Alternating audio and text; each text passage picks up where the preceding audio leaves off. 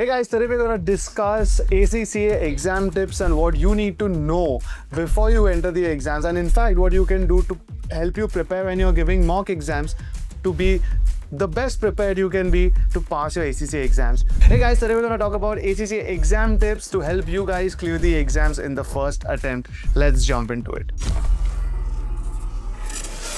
So point number one, you need to understand the paper pattern, and you can think of this as a strategic way to plan. For example, if you are at the knowledge level, you know it's all objectives. If you're at the skill level, you know it's a mix, and if you're in the professional level, you know it is completely subjective. Over and above that, practicing is key. Now, if you're, for example, if you're studying with Zell, on our learning management system, we have the entire exam simulation. But if you're not, you can go to the ACCA practice platform. It's available for all students, and they over there as well help you simulate the exam environment. So practice as much as you can over there. And finally, guys, try and only learn from global publishers. So for ACCA, there are two primary publishers. One is called BPP, and the other is called Kaplan. Currently, we at Zell, as of today, are using BPP. Many students use Kaplan. That's fine. You can also go to the ACCA Study Hub, again available to all of us.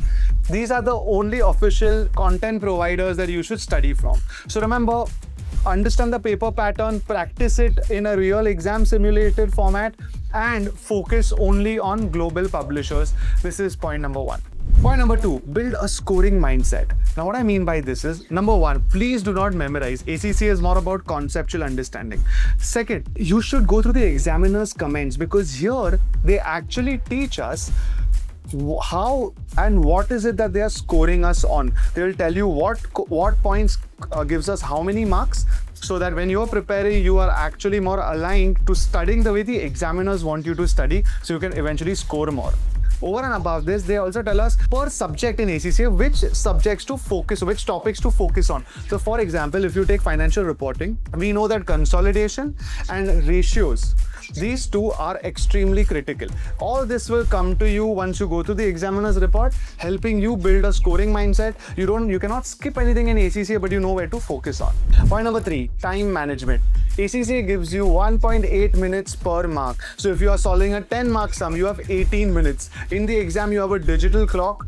Please be on it. As soon as you hit that 18-minute mark and you've not finished a 10-mark question, leave it and go to the next one. However close you feel you are to the end, because you're taking away easy marks from other questions as well. This also is very critical when you practice it when you're practicing for mock exams. And guys, last but not least, mocks.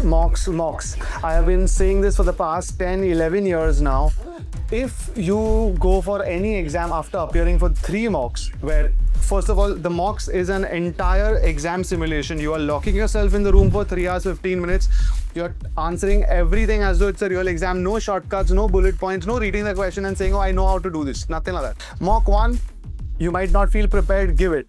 Mock 2, you might not score great, might pass, might just pass. Mock 3, now you're better prepared, you are actually in a position to do the best that you can to score. And the 4th exam, which is going to be the real exam, you will be the highest you can be when it comes to preparation, because you've gone through examiner's reports, you've practiced time management, and most importantly, you've gone through the entire experience of giving the entire paper.